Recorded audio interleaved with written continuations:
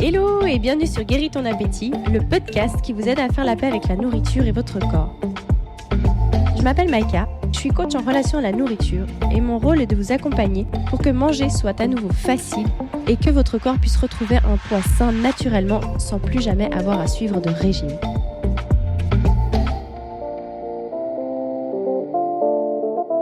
Hello et bienvenue dans ce nouveau podcast. Je suis ravie aujourd'hui de recevoir une des personnes que j'accompagne qui a eu l'immense générosité d'accepter de vous partager son parcours aujourd'hui. Alors, elle a tenu à garder son nom en intime parce que c'est sa vie, parce que voilà, ça la concerne elle. Mais par contre, vraiment, je la remercie parce que c'est pas évident d'oser comme ça partager, mais c'est très motivant pour les autres et ça aide beaucoup. Donc, c'était vraiment pour vous rendre service, pour vous aider qu'elle le fait. Donc merci beaucoup à toi. Donc, bienvenue. Merci.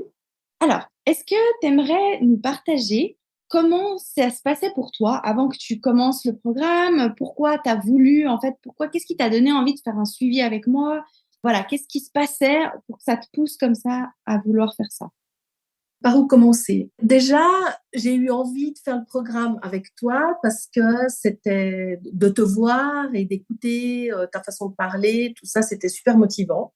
C'était nouveau. Je trouvais que le concept était nouveau, que c'était pas un énième programme de minceur. L'approche était totalement différente. C'était vraiment libération des compulsions. Ça, je trouvais que c'était très parlant. Et la façon dont tu présentais le programme, en guillemets, était très motivante. Ok, cool. Parce que pour toi, c'était clair que tu avais des compulsions ou non? Le mot lui-même, ça te parlait ou pas? Je pense que le mot compulsion, il a toujours été clair dans ma tête. D'accord. Il a toujours été présent, mais je me cachais la vérité. Je pense que je me cachais la merde au chat, comme on dit. Ah ouais. Et puis, un jour, en écoutant tes podcasts ou tes petites vidéos, je me suis dit, ah, ça me parle bien, ça me parle vachement. Et puis, je me disais, mais c'est ça me titillait dans le sens que je me disais, allez, je vais écouter ce qu'elle dit, parce que ça me parlait. Pendant plusieurs jours, je me suis dit, ah, ça me parle bien ce qu'elle dit, Maïka, vraiment. C'était vraiment la façon dont tu présentais le truc. Je me disais, mais c'est ça, c'est vraiment ça de quoi je veux me libérer. Ok. Pour toi, justement, ça se passait comment? C'est quoi qui te parlait dans le sens où comment toi, dans ta vie, ça se passait avec la nourriture? C'est quoi qui était compliqué en fait? J'ai fait des régimes pendant des années, j'ai fait des Weight Watchers, des trucs comme ça pendant des années. Puis un jour, je me suis dit, non, mais je vais pas faire ça toute ma vie quand même. Je vais arrêter de me peser, je vais arrêter de compter, je vais arrêter de marquer. Je me disais, mais quand même, ça doit être possible de pouvoir vivre une vie sans se lever le matin et avoir qu'un seul truc en tête, c'est qu'est-ce que je vais manger, fais attention à ci, fais attention à ça. Et puis aussi de se dire, ouais, ben oui, j'ai envie de craquer pour du chocolat ou j'ai envie de craquer pour des biscuits, puis sans que ce soit comme une tare ou comme un truc qu'on doit jamais faire et puis se sentir coupable. C'était enlever cette culpabilité et de plus manger en douce et de plus manger caché. D'avoir le droit de manger n'importe quoi en se disant, oui, bah, aujourd'hui, j'ai envie de manger ça et puis tant pis si, ouais, j'ai le droit. Et puis vraiment, ton approche, c'était ça. Tu as le droit de manger, tout est permis. Et puis finalement, tu n'as pas besoin de te sentir coupable. Ok, excellent. Et justement, le processus pour toi de transformation, tu arrives un peu à te rappeler par quelle phase t'es passé un peu pendant qu'on a fait cet accompagnement? Déjà, j'ai beaucoup aimé le suivi. C'était régulier, mais c'était pas contraignant.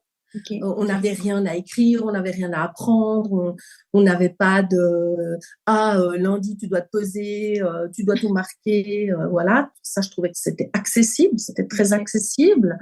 On était, si je me souviens bien, on était 3 ou 4 au départ. Puis comme on a dit assez vite, on était en Bluetooth avec les autres. On vivait des trucs un peu similaires.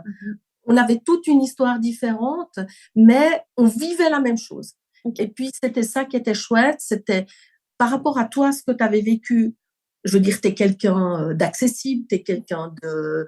Enfin, tu n'es pas une image qu'on se dit, ah ouais, non, elle n'existe pas.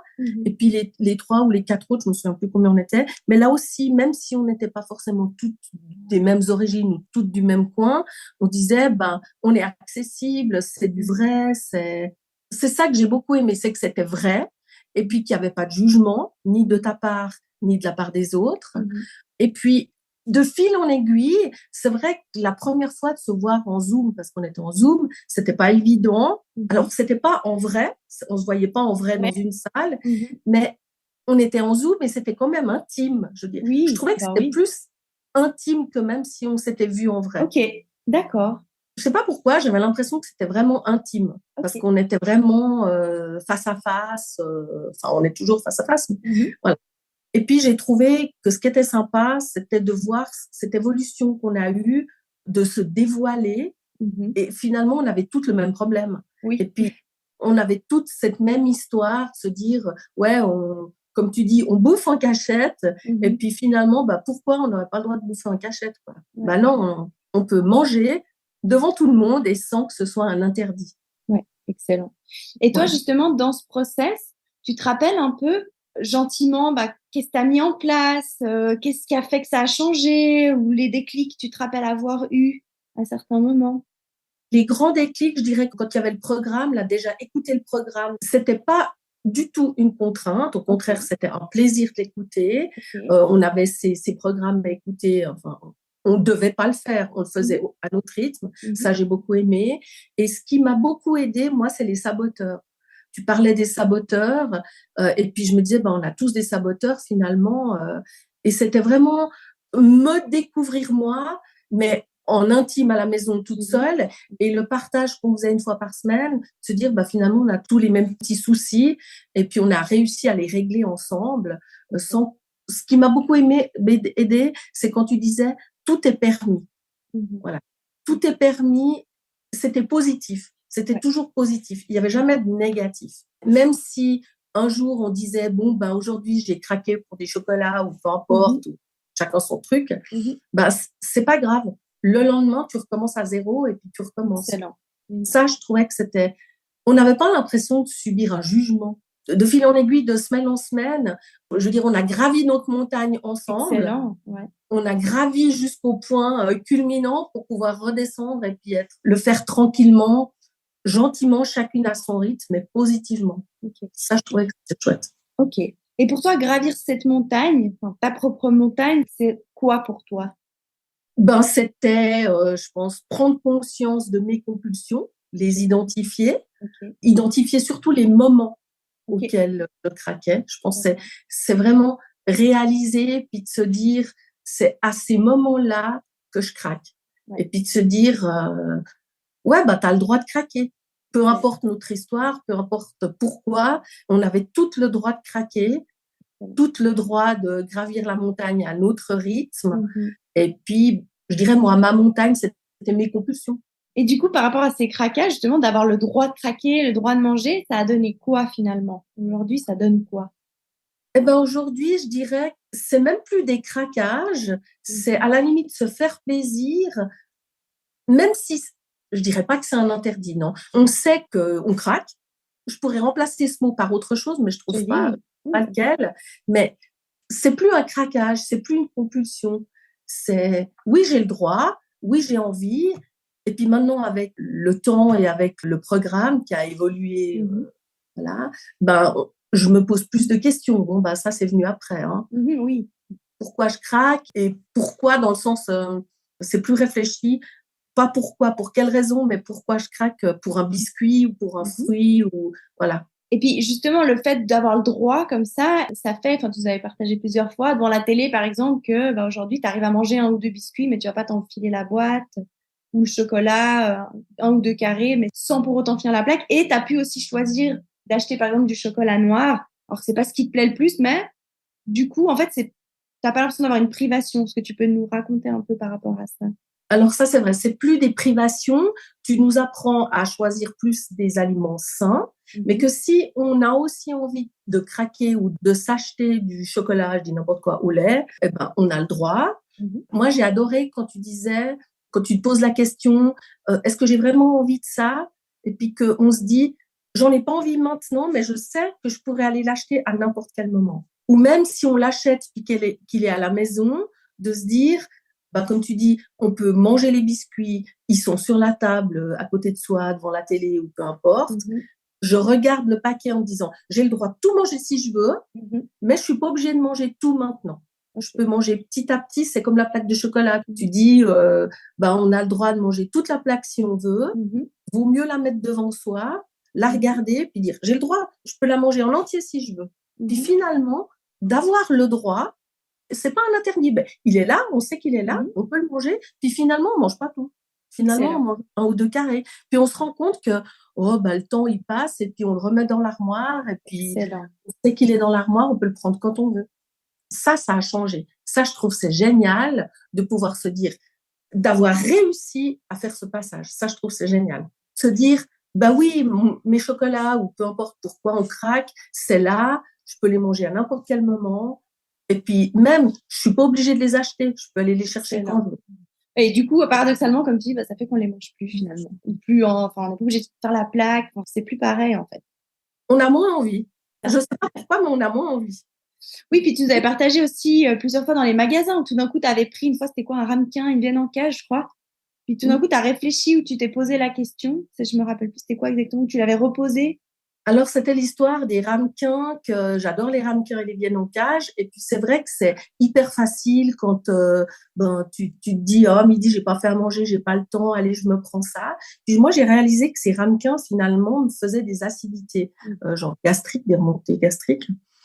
Et puis, tu nous as appris à se poser la question si c'est vraiment ce qu'on a envie. Et puis après, je me suis dit, non, mais finalement, je sais que les ramequins, ils sont là si je les ai vraiment. Mais si je me pose la question vraiment, qu'est-ce que tu as envie? Si on se pose vraiment la question, on arrive, en tout cas pour ma part, j'arrive plus à aller sur quelque chose de sain, un bout de pain avec une pomme, ou voilà, des choses saines. Mais je sais que les ramequins, ils sont là. Si vraiment j'en veux, je peux le manger. En fait, je trouve génial parce que toi, tu as vraiment appris à communiquer avec ton corps, à te poser des questions. Et puis tout d'un coup, comme tu disais, tout d'un coup, ça m'a demandé un verre d'eau chaude. Je trouvais ça rigolo, je trouvais chouette, comme tu disais ça. Et puis qu'effectivement, ça te guide vers des choses plus saines, mais pas parce qu'il faut, mais parce que foncièrement, tu écoutes tes besoins et parce que tu n'as pas envie d'avoir des aigreurs d'estomac derrière. Donc, tu vas faire un choix différent. Pas parce que tu dois, mais parce que simplement, tu es à l'écoute. Voilà, c'est ça. Puis ces histoires d'aigreur et d'estomac, moi, j'ai l'impression que c'est un petit peu comme une punition. C'est comme si mon corps, il me punissait. Mais bon, tu as voulu manger ton ramequin. Ok, tu sais que tu peux le manger quand tu veux, mais tu sais aussi que si tu le manges, ma foi, tu auras des aigreurs d'estomac. Donc, je dirais, tout ça, j'ai plus réalisé ça. Voilà, ce programme, il m'a aidé à découvrir ça, à plus m'écouter, à plus me dire, oui, tu vois, si tu manges ça, il t'arrive ça. Voilà. C'est comme les biscuits finalement. Les biscuits, c'est les biscuits industrialisés. C'est super bon, c'est super facile. C'est un petit peu comme les ramequins. Ouais, c'est super bon, c'est super facile. Ils sont là, tu picores, mais quelque part, ça te fait aussi un peu des remontées suivant ce que c'est. Ouais, c'est chouette en fait que tu aies pu te connecter à ton corps et juste commencer à remarquer, tiens, ça me convient, ça me convient pas. Et puis gentiment diriger tes choix différemment, mais par rapport à ce qui te convient à toi personnellement. Parce qu'en plus, ce qui te convient à toi, ça conviendra peut-être pas à une autre, puis inversement. Puis du coup, c'est ça que j'ai trouvé vraiment énorme, l'écoute que tu as réussi à avoir de ton corps et à te laisser guider. Et ce que je trouve aussi génial, tu nous as partagé plein de fois, j'ai plus de balance, moi je me pèse plus, j'en sais rien. Puis tu disais l'autre jour, je dois remettre une ceinture parce que là, je commence à perdre mes pantalons. Je trouvais chou. Me dire, mais bon, je sais pas si j'ai perdu parce que du coup, je me pèse pas. Donc j'ai vraiment trouvé... Ça aussi, l'histoire de la balance, j'ai trouvé génial. Je me suis dit, je vais arrêter de me focaliser avec cette histoire de balance parce que c'est vrai que c'est un peu comme ça nous poursuit toute notre vie, la balance. C'est comme, il faut être mince, il faut être belle. Puis du coup, on a notre balance. C'est tout juste si au lever le matin, il faut absolument se lever pour voir à combien on en est. Puis je pense que maintenant, ça fait bien 1 année que je me pèse plus à la maison parce que il reste chez le médecin. Mais à la maison, je me pèse plus du tout.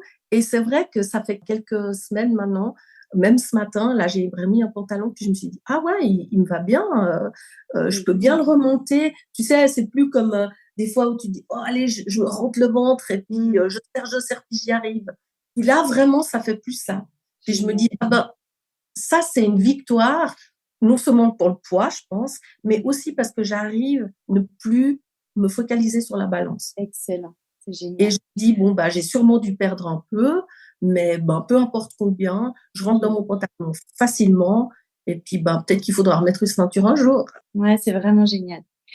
Et par rapport à ça, justement, tout le travail émotionnel aussi qu'on a fait à côté de ça, hein, pour en arriver là, pour avoir les déclics, pour comprendre. Enfin, est-ce que ça, tu as envie de partager quelque chose par rapport à ça? Bah, ça fait partie de la montagne. Ah ouais, Ça fait ça partie c'est de la sûr. montagne, ça, voilà, c'est tout un. Les compulsions, oui, bah, il y a le fait qu'on se rue sur un paquet de biscuits ou sur du chocolat ou peu importe. Pour chaque personne, c'est différent. Mais c'est vrai que ben, je pense que notre vécu personnel est différent. Et ben, notre vécu fait que, voilà, on a toutes et tous envie de craquer pour je sais pas quoi à un moment donné. Et puis, ben, tu nous apprends à ouvrir les portes, je dirais. Excellent. C'est un peu comme ouvrir les portes du calendrier de l'Avent, quoi. Excellent. C'est aller ouvrir et puis voir ce qu'il y a qui fait qu'on craque et puis il faut nettoyer, quoi. Je pense qu'il faut nettoyer. C'est du nettoyage. Et ça, tu as senti dans ta vie de manière générale, par rapport à ce nettoyage-là, d'autres choses, hormis, en fait, est-ce que tu arrives à voir l'impact de tes compulsions alimentaires, en fait, et de ton émotionnel sur tout le reste de ta vie? Ouais, je pense que ça m'a apporté beaucoup plus de sérénité. Ok. Et de légèreté quand même. De légèreté dans le sens que c'est moins présent. Enfin, c'est de moins en moins présent. C'est un peu comme une fumée qui est très présente puis qui se disperse. Ça m'a apporté, ouais, je dirais, plus de sérénité et plus de légèreté. Autant virtuel que émotionnel. Cette fameuse fumée, comme tu dis, qui s'en va, c'est quoi exactement? Tu dis au niveau émotionnel ou au niveau de la nourriture qui s'en va petit à petit? Bah, c'est un peu un tout au niveau émotionnel, je dirais, c'est un peu ces compulsions, mais je pense que les compulsions sont beaucoup liées à notre émotionnel par rapport à notre vécu ou par rapport à ce qu'on vit dans la journée ou par rapport à la journée de folie qu'on a. On se laisse prendre par une vie à 100 à l'heure et puis on craque et puis on se rend même pas compte qu'on craque pour XY nourriture. C'est notre vécu émotionnel qui fait ça aussi. Et aujourd'hui, tu arrives vraiment à voir à quel point ton émotionnel, l'équilibre que tu as pu trouver, ça influence ton appétit, enfin tes envies de nourriture? Oui, oui, clairement, parce que ben, par rapport à ce que je vis ou ce qu'on a vécu, je pense que c'est pour ça qu'on craque. Et je vois bien si une fois un jour je suis un peu stressée pour x, y raison, ben, si je me pose pas la question comme tu me l'as appris, ben, j'aurais tendance à me laisser submerger par des émotions et submerger par des compulsions. Ouais, c'est un apprentissage de tous les jours de se dire, ouais, qu'est-ce que tu as vraiment envie? Qu'est-ce qui te ferait plaisir? Mais je pense que c'est aussi à tous les niveaux. C'est autant au niveau de la vie de tous les jours. Il n'y a pas que la nourriture. En tout cas, ouais, je suis vraiment contente de voir ça aujourd'hui. Parce qu'en plus, toi, quand on avait fait le premier rendez-vous, tu dis, ouais, mais bon, est-ce que ça marche? Parce que c'est pas encore un énième truc. Ce qui est normal, hein. Tout le monde se pose cette question parce qu'à force qu'on a mis des milliers et des milliers de francs, moi aussi, hein, pour maigrir, pour ci, pour ça. Puis en plus, c'est une tare. Enfin, voilà. Donc, je trouve vraiment bravo d'avoir fait ce chemin. Et puis, merci beaucoup de nous partager tout ça. Est-ce que tu aurais envie d'ajouter quelque chose, donner un conseil aux personnes qui t'écoutent aujourd'hui et qui vivent encore ça? Ben, je pense qu'il faut se lancer parce que moi, je suis contente de t'avoir rencontré. Je suis juste déçue de ne pas t'avoir rencontré avant, je dirais. Rencontré parce qu'on ne s'est jamais vu en vrai, mais de t'avoir rencontré comme ça. Parce que vraiment, tu es très pétillante. J'ai adoré les Zooms avec les autres filles. Voilà. Et puis vraiment, ça a été, c'est toujours, chaque semaine, je me réjouis. Et pour rien au monde, je louperais mon Zoom. Pour rien au monde, je louperais le programme. Parce que j'ai l'impression que chaque semaine, même qu'on a arrêté pendant une période, chaque semaine, je découvre d'autres choses. La montagne est de moins en moins haute. Génial. Et j'ai l'impression que je redescends petit à petit. Et puis, je suis super contente. J'arrive pas à trouver le mot qui pourrait remplacer compulsion, mais je dirais que ces compulsions maintenant, c'est plus un plaisir. Voilà. Excellent. C'est plus un plaisir que je m'octroie et vraiment en toute conscience. Voilà. En toute conscience. Et ce programme, vraiment, c'est à celle qui hésite, je dirais, mais allez-y. Et puis au pire, bah, vous verrez bien. De toute façon, je suis sûre que toutes les autres, elles ont essayé plein de trucs. Donc, mais voilà, moi, franchement, bah, toutes les filles avec qui on a partagé ce programme, on est toutes pareilles. Pour rien au monde, on louperait une séance. Quoi. Parce que vraiment, chaque jour et chaque semaine, on avance. On avance et puis on avance bien. Et puis c'est accessible à tout le monde. C'est pas du virtuel, c'est du vrai. Quoi. C'est du vrai. En tout cas, merci beaucoup, Maïka. Bon, merci à toi, merci beaucoup, beaucoup. J'ai hâte de continuer quand même. Parce oui, que, bah oui, c'est clair, oui, parce qu'on continue. En tout cas, vraiment, s'il y en a qui se posent la question, bah, je pense qu'il faut qu'elles se lancent, quoi. Il faut oser. Merci. Merci infiniment, vraiment infiniment d'avoir Merci à osé toi. partager parce que c'est pas évident. Ouais. Et puis merci. Non, c'est pas évident, mais finalement, bah voilà, je suis Ouais. pas morte. Hein. Non, bah non, hein, On comme va quoi. oser. Hein. C'est génial. Merci. Donc, merci beaucoup. Et puis, bah, j'espère que ce témoignage vous aidera. En tout cas, vraiment appréciez le geste, hein, parce que vous qui vivez des compulsions, qui écoutez cette vidéo, vous savez à quel point c'est pas évident de se dévoiler. Donc, imaginez le chemin qu'elle a pu faire pour en arriver là. Donc, vraiment, merci du fond du cœur. Et puis, bah, je vous dis à très vite pour le prochain podcast.